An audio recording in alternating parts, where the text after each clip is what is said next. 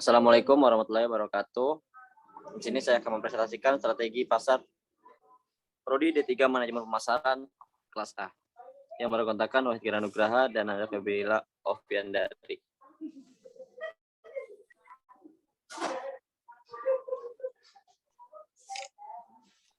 Bab main menu ada bab 1 pendahuluan, ada bab pembahasan, dan ada bab penutup.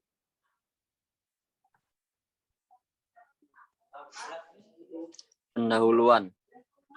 Istilah kata pasar sering didengar dan cukup familiar. Pasar dalam arti sempit adalah tempat bertemunya penjual dan pembeli untuk melakukan transaksi jual dan beli. Sedangkan arti pasar secara luas yakni proses di mana penjual dan pembeli saling berinteraksi untuk menetapkan harga keseimbangan. Pasar sangat erat kaitannya dengan menciptakan siklus barang dan uang. Barang menjadi berkembang dan uang menjadi banyak jumlahnya. Uang dijadikan modal bagi setiap masyarakat dalam rangka memperbaiki tingkat ekonomi. Dalam pasar juga diperlukan strategi penjualan yang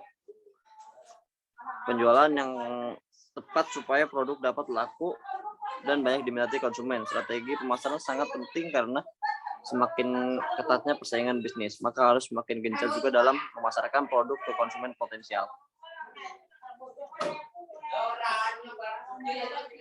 Definisi strategi pasar. Menurut William J. Stanton, pasar adalah sekumpulan orang yang memiliki keinginan untuk puas, uang yang digunakan untuk berbelanja, dan memiliki kemauan membelanjakan uang. Sedangkan menurut Rutler dan Armstrong, pasar merupakan seperangkat pembelian aktual dan juga potensial dari suatu produk atau jasa. Jadi, pasar adalah semua pelanggan potensial yang memiliki kebutuhan atau keinginan tertentu. Ada 5 level definisi pasar. Yang pertama ada potensial market, yaitu sekumpulan konsumen yang memiliki tingkat minat tertentu terhadap penawaran pasar tertentu. Yang kedua ada valid market, yaitu sekumpulan konsumen yang memiliki minat, penghasilan, dan akses pada penawaran pasar tertentu. Yang ketiga ada qualified valid market, yaitu sekumpulan konsumen yang memiliki minat, penghasilan, akses, dan kualifikasi untuk penawaran pasar tertentu. Yang keempat ada server market atau target market, yaitu dari qualified valid market yang ingin dimasuki perusahaan.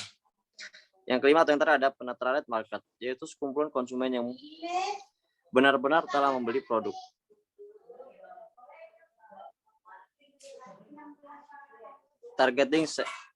Segmenting, targeting, dan positioning.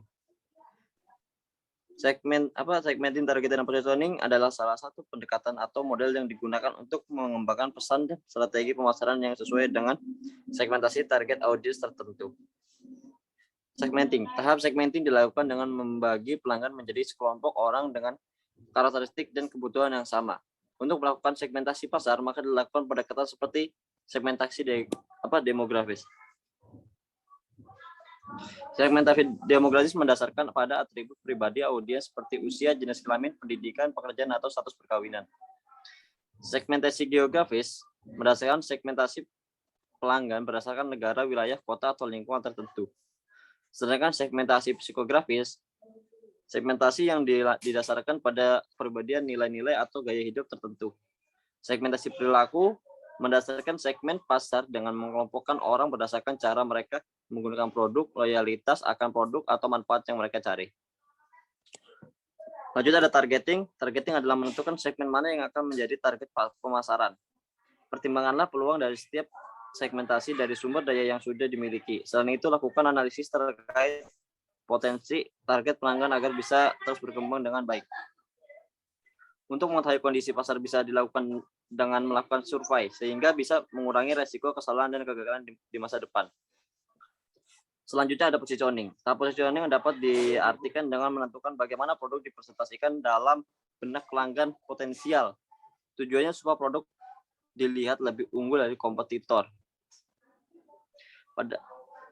Selanjutnya strategi pasar yang akan dijelaskan oleh Nanda.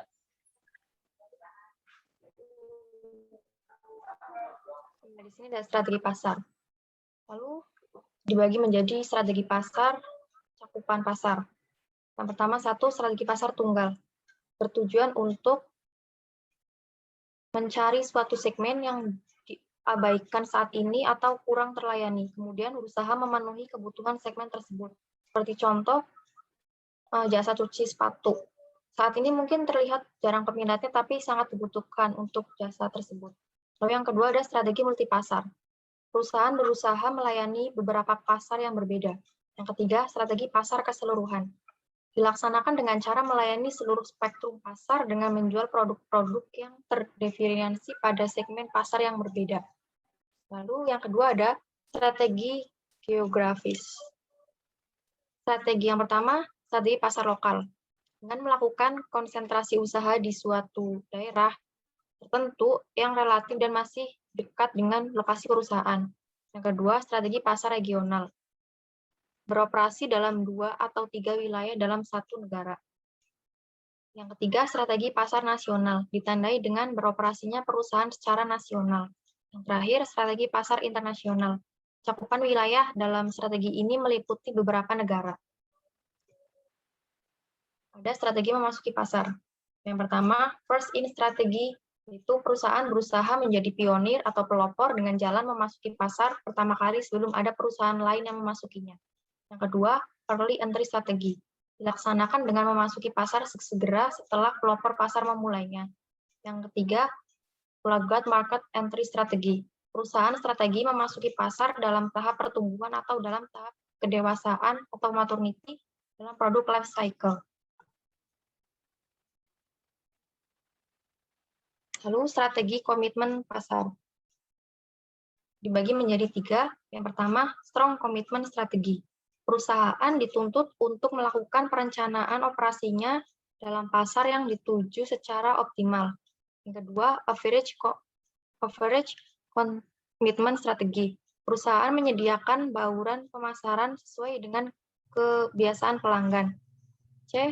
Light commitment strategi. Pasar bersifat stagnan, potensinya terbatas, dan lain sebagainya. Jadi perusahaan berusaha mempertahankan status quo tanpa ada peningkatan pertumbuhan atau laba di pangsa pasar.